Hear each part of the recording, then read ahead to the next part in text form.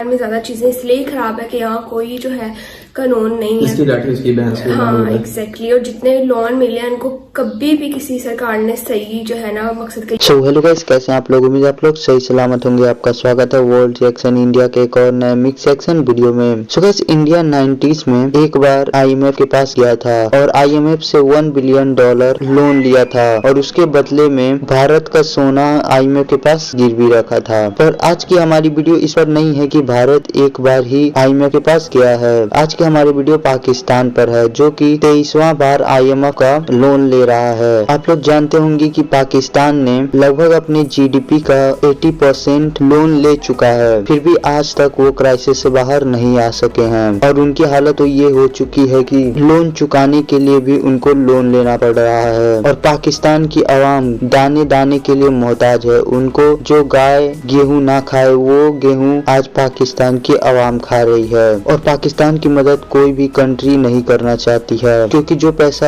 Countries देती हैं वो पैसा आवाम तक पहुंचता ही नहीं है। तो आप इससे समझ सकते हैं कि पाकिस्तान की हालत कितनी खराब है। और पाकिस्तान के क्राइसिस को डिटेल में जानने के लिए आप इस वीडियो में बने रहिए। तो बिना किसी देरी के चलिए आज की वीडियो शुरू करते हैं। शुरू करने से पहले गाइस, अगर आप इस चैनल पर नए हैं तो प्लीज इस चैनल को सब्सक्राइब कर लीजिए। आपकी सपोर्ट की जरूरत है इस चैनल को। और ऑल ओरिजिनल वीडियोस के चैनल लिंक आपको डिस्क्रिप्शन में मिल जाएंगे, आप चाहें तो चेकआउट कर सकते हैं। मैं आपसे मिलता हूँ वीडियो के लास्ट में। पाकिस्तान के सारे दोस्त गायब हो रहे हैं।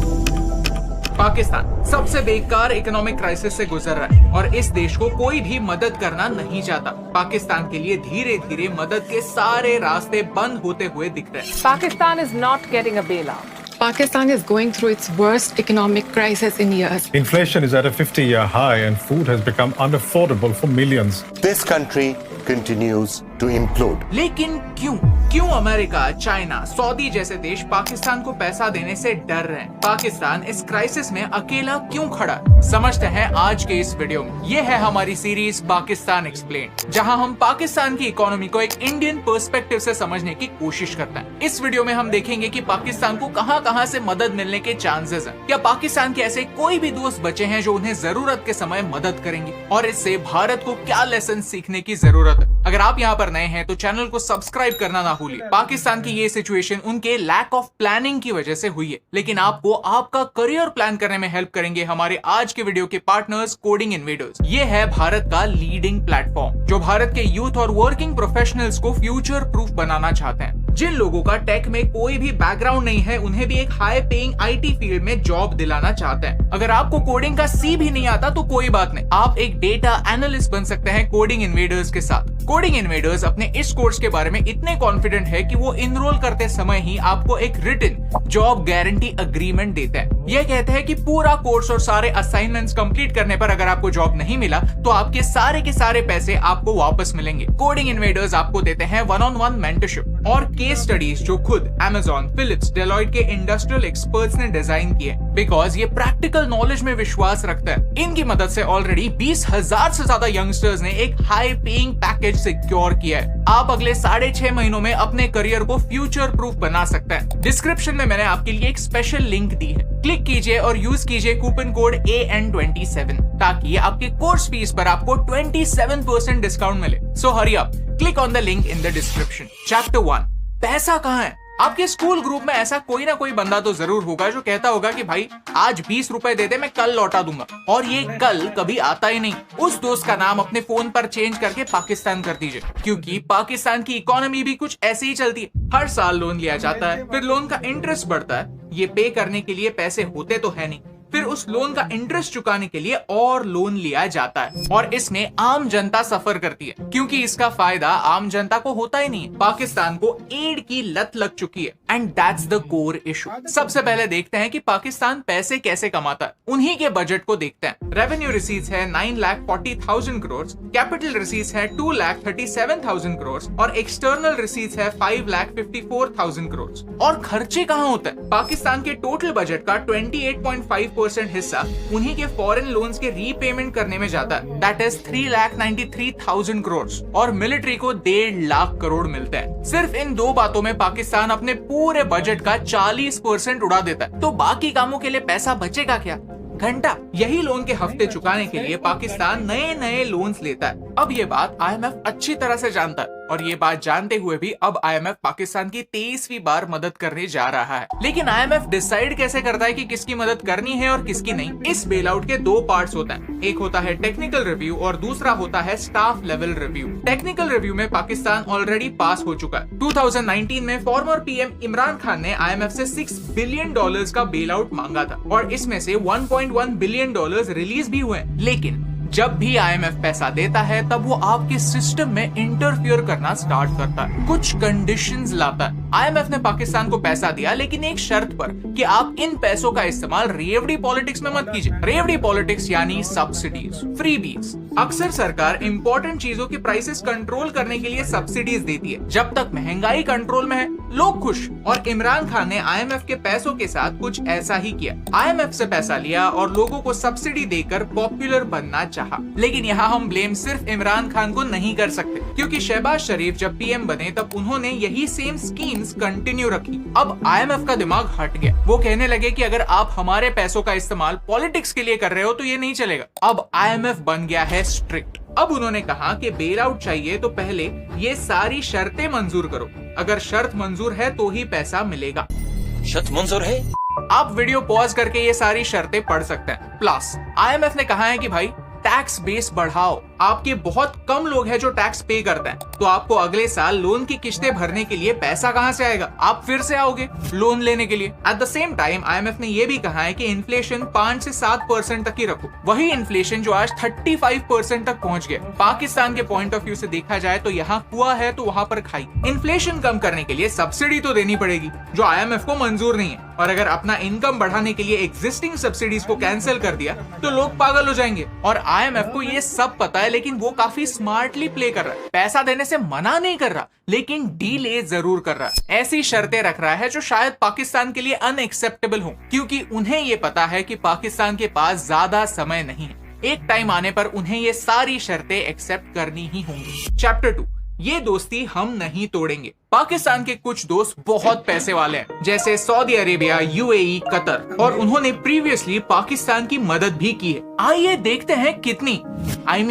कितनी। शुरुआत करते हैं सऊदी से। 2018 में उन्होंने $6.2 बिलियन जस्ट एवं फाइनेंशियल सपोर्ट के नाम पर दे दिए कि भाई ले ले। ऊपर से $3 बिलियन का तेल लोन के तौर पर दे दिया। 2021 में भी और $3 बिलियन का लोन दिया। 2022 में सऊदी ने $8 बिलियन का पैकेज अप्रूव किया। कतर ने पिछले साल अगस्त में $2 बिलियन का लोन दिया। 2018 में UAE ने भी $200 मिलियन पाकिस्तान को एड के तौर पर दिए। कहा कि अपने देश में छोटे छोटे बिजनेसेस को बढ़ावा दो। फिर अगले साल 2019 में $2 बिलियन का लोन दिया। यहाँ तक UAE ने पाकिस्तान को ऐसा ऑफर भी दिया है कि आपकी जो सारी गवर्नमेंट कंपनीज हैं उनके शेयर्स खरीदने के लिए हम रेडी हैं। लेकिन कोई भी सॉवरेन देश अपने देश की इंपॉर्टेंट कंपनीज किसी दूसरे देश को कैसे बेच सकता है? पाकिस्तान को इन 3 देशों से कुल मिलाकर $24.4 बिलियन के लोन्स और गिफ्ट्स मिले, वो भी सिर्फ पिछले 5 सालों में। पाकिस्तान के कुछ दोस्त ऐसे भी हैं जिन्होंने पैसों के तौर पर नहीं किसी और फॉर्म में अपना सपोर्ट दिखाया, लेकिन वो भी अब पाकिस्तान से दूर होना चाहते हैं। ईरान और पाकिस्तान के बीच एक गैस पाइपलाइन बिछाने की बात 1950 से चली आ रही है। ईरान पाकिस्तान पाइपलाइन प्रोजेक्ट 1999 में शुरू हुआ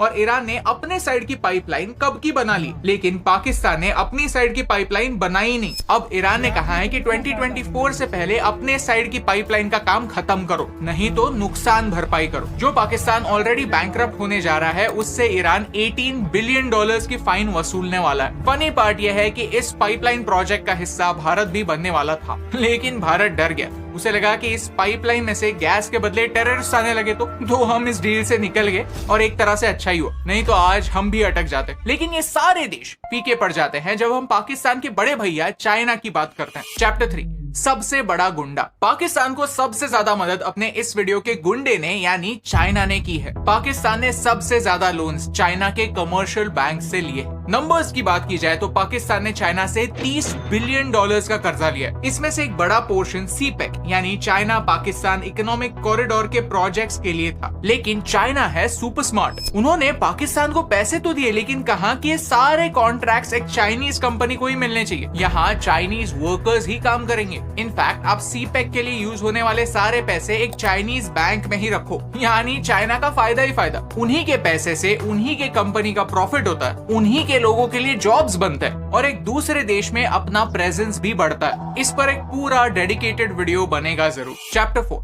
तो प्रॉब्लम क्या है? अब जिन अलग अलग पार्टीज ने पाकिस्तान को प्रीवियसली मदद की है वो 3 ब्रॉड रीजंस की वजह से की। एक है ह्यूमैनिटेरियन ग्राउंड्स पे, जैसे कि IMF ने, ताकि पाकिस्तान में रीजनल स्टेबिलिटी रहे, एक सिविल वॉर ना। सेकंड रीजन है common interest. Saudi, Qatar, Turkey, UAE, Iran ये मुस्लिम देश हैं और पाकिस्तान भी, तो नेचुरली वो अपने भाइयों की मदद करना चाहते हैं। और तीसरा रीजन है प्योर इकोनॉमिक रीजंस। चाइना यही करता है, प्रॉफिट देखकर पैसा लगाता है। पाकिस्तान के लिए सबसे बड़ा प्रॉब्लम यही है कि ये सारे रीजंस इरेज हो रहे हैं। चाइना अपनी सीपेक के ऑपरेशन स्लो डाउन कर रहा है। पैंडेमिक के बाद पूरी दुनिया का चाइना पर से विश्वास उठ गया और इसका इम्पैक्ट चाइना की इकोनॉमी पर भी हो रहा है। तो चाइना सीपेक के नाम पर पाकिस्तान को और पैसा नहीं दे रहा। टर्की और ईरान पाकिस्तान पर अब विश्वास नहीं करता और सऊदी तो पाकिस्तान से रूठ गया है। पाकिस्तान ने इमरान खान के अंडर एक स्टंट किया। कतर, टर्की, मलेशिया और पाकिस्तान ऐसे 4 देशों को मिलाकर अवेंजर्स बनाने की कोशिश की, यानी एक नई अलायंस बनाने की कोशिश की। लेकिन इसमें से उन्होंने सऊदी को बाहर रखा।